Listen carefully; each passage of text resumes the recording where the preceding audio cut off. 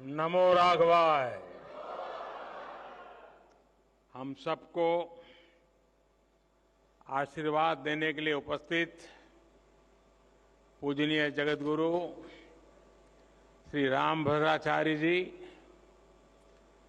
यहाँ पधारे हुए सभी तपस्वी वरिष्ठ संतगण, ऋषिगण, मध्य प्रदेश के राज्यपाल श्री मंगूभाई पटेल, मुख्यमंत्री भाई शिवराज जी, उपस्थित अन्य सभी महानुभाव, देवी और सज्जनों, मैं चित्रकूट की परम पावन भूमि को पुनः प्रणाम करता हूं। मेरा सौभाग्य है कि आज पूरे दिन मुझे अलग अलग मंदिरों में प्रभु श्री राम के दर्शन का अवसर मिला और संतों का आशीर्वाद भी मिला है। विशेषकर जगतगुरु रामभद्राचार्य जी का जो स्नेह मुझे मिलता है वो अभिभूत कर देता है। सभी श्रद्धेय संतगण, मुझे खुशी है कि आज इस पवित्र स्थान पर मुझे जगतगुरु जी की पुस्तकों के विवाचन का अवसर भी मिला है। अष्टाध्यायी भाष्य, रामानंदाचार्य चरितम और भगवान कृष्ण की राष्ट्रलीला, ये सभी ग्रंथ भारत की महान ज्ञान परंपरा को और समृद्ध करेंगे। मैं इन पुस्तकों को जगतगुरु जी के आशीर्वाद का एक और स्वरूप मानता हूं। आप सभी को मैं इन पुस्तकों के विमोचन पर बधाई देता हूं।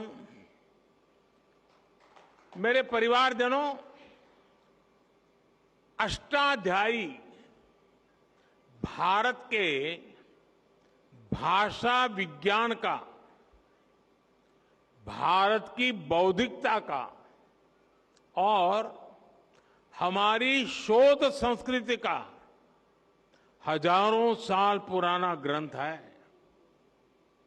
कैसे एक एक सूत्र में व्यापक व्याकरण को समेटा जा सकता है, कैसे भाषा को संस्कृत विज्ञान में बदला जा सकता है, महर्षि पाणिनि की हजारों वर्ष पुरानी रचना इसका प्रमाण है। आप देखेंगे दुनिया में इन हजारों वर्षों में कितनी ही भाषाएं आई और चली गई। नई भाषाओं ने पुरानी भाषाओं की जगह ले ली, लेकिन हमारी संस्कृत आज भी उतनी ही अक्षुण्ण, उतनी ही अटल है। संस्कृत समय के साथ परिष्कृत तो हुई, लेकिन प्रदूषित नहीं हुई।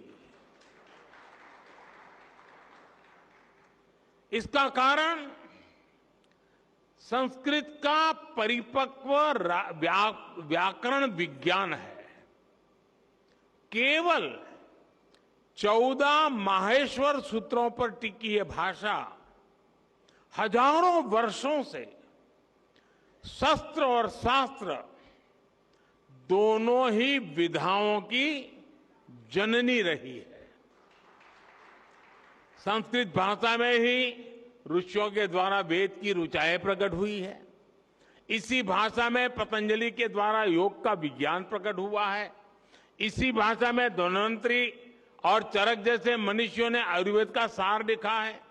इसी भाषा में कृषि पराशर जैसे ग्रंथों ने कृषि को श्रम के साथ साथ शोध से जोड़ने का काम किया है। इसी भाषा में हमें भारत भूमि के द्वारा नाट्य शास्त्र और संगीत शास्त्र का उपहार मिला है। इसी भाषा में कालिदास जैसे विद्वानों ने साहित्य के सामर्थ्य से विश्व को हैरान किया है।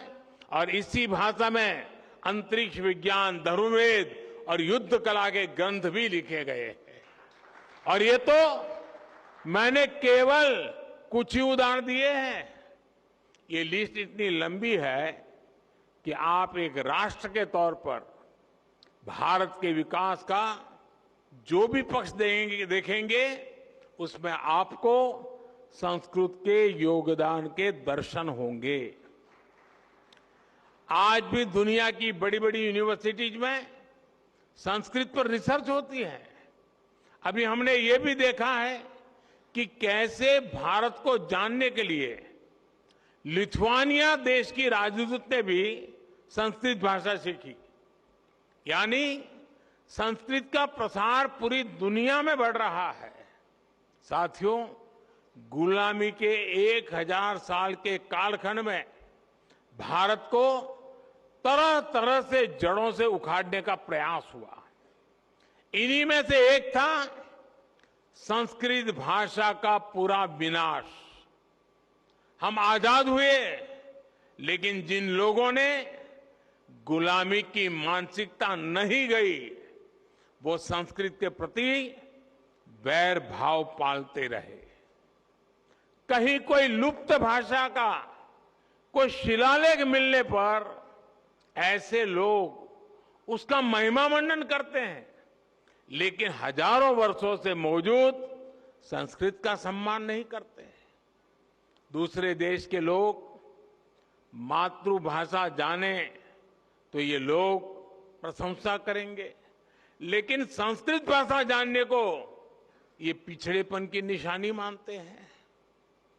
इस मानसिकता के लोग पिछले 1000 साल से हारते आ रहे हैं और आगे भी कामयाब नहीं होंगे। संस्कृत केवल परंपराओं की भाषा नहीं है, ये हमारी प्रगति और पहचान की भाषा भी है। बीते 9 वर्षों में हमने संस्कृत के प्रसार के लिए व्यापक प्रयास किए हैं। आधुनिक संदर्भ में अष्टाध्यायी भाष्य जैसे ग्रंथ इन प्रयासों को सफल बनाने में बड़ी भूमिका निभाएंगे। मेरे परिवारजनों, रामभद्राचार्य जी हमारे देश के ऐसे संत हैं जिनके अकेले ज्ञान पर दुनिया की कई यूनिवर्सिटीज स्टडी कर सकती है।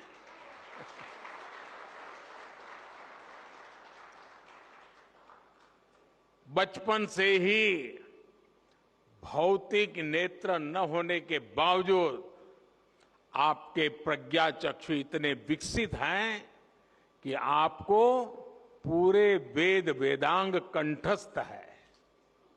आप सैकड़ों ग्रंथों की रचना कर चुके हैं। भारतीय ज्ञान और दर्शन में प्रस्थानत्रयी को बड़े बड़े विद्वानों के लिए भी कठिन माना जाता है। जगत गुरु जी उनका भी भाष्य आधुनिक भाषा में लिख चुके हैं। इस तरह का ज्ञान, ऐसी मेधा व्यक्तिगत नहीं होती, ये मेधा पूरे राष्ट्र की धरोहर होती है।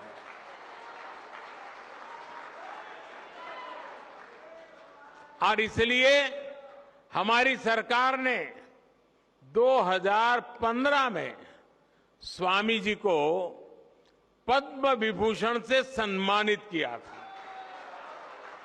साथियों, स्वामी जी जितना धर्म और अध्यात्म के क्षेत्र में सक्रिय रहते हैं, उतना ही समाज और राष्ट्र के लिए भी मुखर रहते हैं।